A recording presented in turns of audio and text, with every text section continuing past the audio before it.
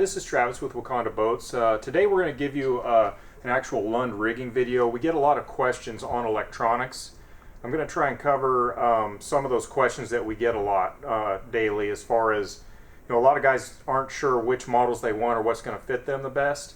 We're in the middle of rigging season right now, so it so happens we've got a perfect example that I can give you of a customer that rigged his with Hummingbird. I have a customer over here that rigged his with Lowrance. So we're going to kind of go over the details and just kind of show you the ins and outs and some of the options that are available to hopefully help you guys decide what's going to fit you best. So the first one we're going to show you, this was rigged with a Hummingbird setup. Now when it comes to Hummingbird, there's a plethora of options as far as how you want to sync it up.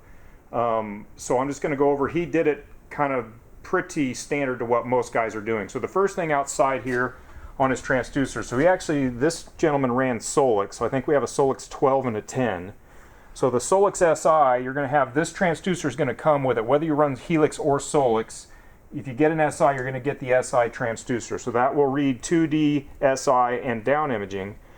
Just be aware, anytime you're running Hummingbird, you're also going to want to add a high-speed transducer. And the reason for this is that SI transducer, it just does not like to read depth at higher speeds. So once you get planed out, usually once you hit about 13 to 15 mile an hour, you'll start to lose your depth reading. So we always try and add the high-speed transducer to any Hummingbird setup that we rig.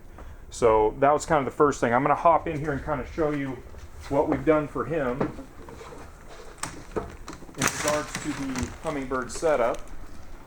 So again, we have a Solix 12 and I think we've got a Solix 10. So when it comes to Hummingbird, if you're going to run Hummingbird, you're going to want to also run the iLink trolling motor. So there's several different models of the iLink. He's actually running a Terova. This is a 112 Terova iLink MDI, right?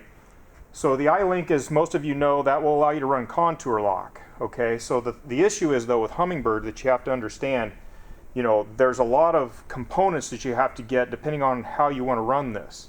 So this customer wanted to have both graphs linked to the trolling motor. So he wants to have the ability to run contour lock on the console and the bow. So if you're going to do that, you're going to need what they call, well, it's an Ethernet hub. We just call it an Ethernet hub kit. So we've actually, under the console here, we've mounted an Ethernet hub that allows the Ethernet cable from the trolling motor to sync up with both graphs.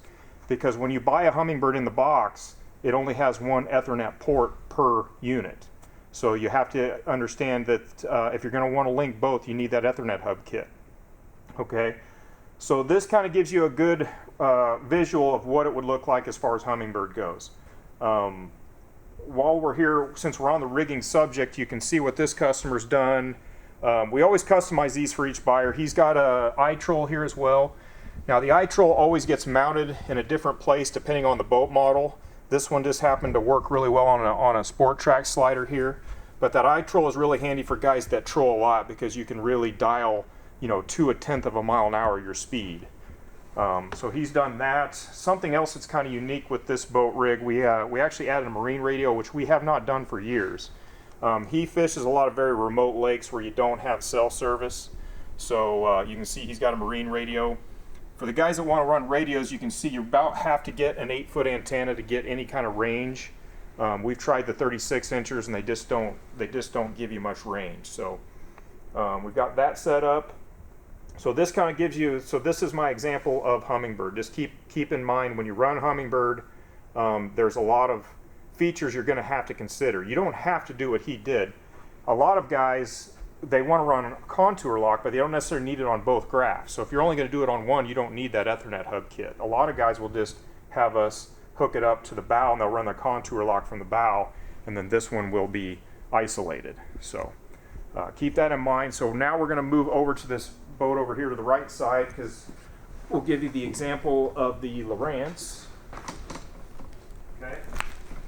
So this customer did what actually I would do on the Lowrance side of things. So he's got a 2025 Impact, and what he's running here is an HDS 12, and then he has an Elite 9 on the bow. So keep in mind when you're doing Lowrance, that new Elite 9 FS, that is compatible with the HDS. So a lot of guys are doing what he did.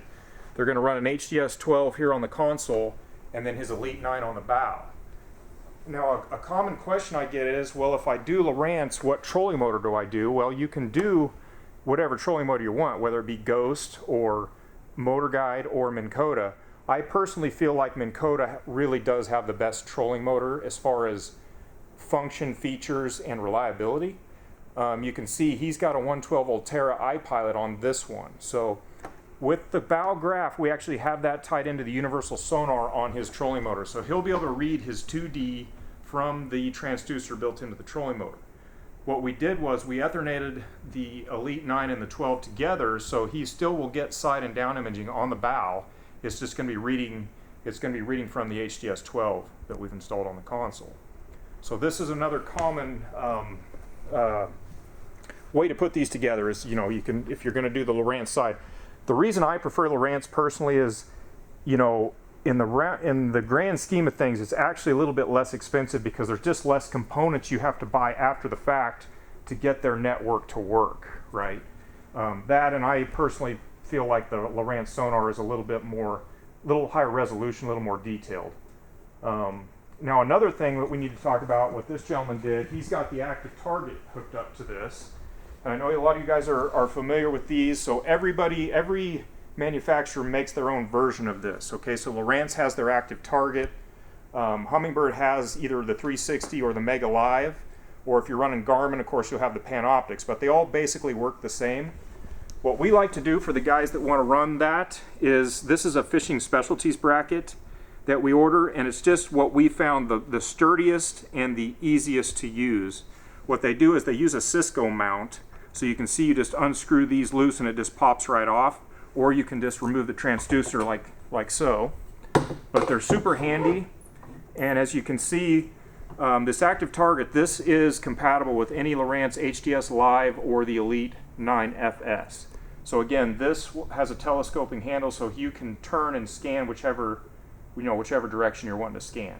So just keep in mind, this is what it's going to look like whether you ran Humminbird, Lowrance, or Garmin. That's the fishing specialties bracket that's been really popular. Anything else on this rig? You can see he's got a Talon here mounted to the rear. The Talon's always kind of a deal where it was easy for this customer because he's not running a kicker. The challenge is, if you want to run a Talon and a kicker, that's fine. The kicker motor is always going to be mounted to the port side, right? So if you're going to run a tiller or a kicker and a Talon, the Talon, of course, would have to go on the starboard side, but you can see where your ladder is there. The ladder has to be removed in order to install a Talon, so keep that in mind. You know, you have to give up your boarding ladder if you're going to run a kicker and a Talon. So that's the 15-footer there. I think that's everything I wanted to cover. I just wanted to give customers a visual of what the electronics look like and what the main difference is between Lowrance and Humminbird and how they're rigged. If you have any questions, you can let us know. This is Travis with Waconda Boats. Thank you very much.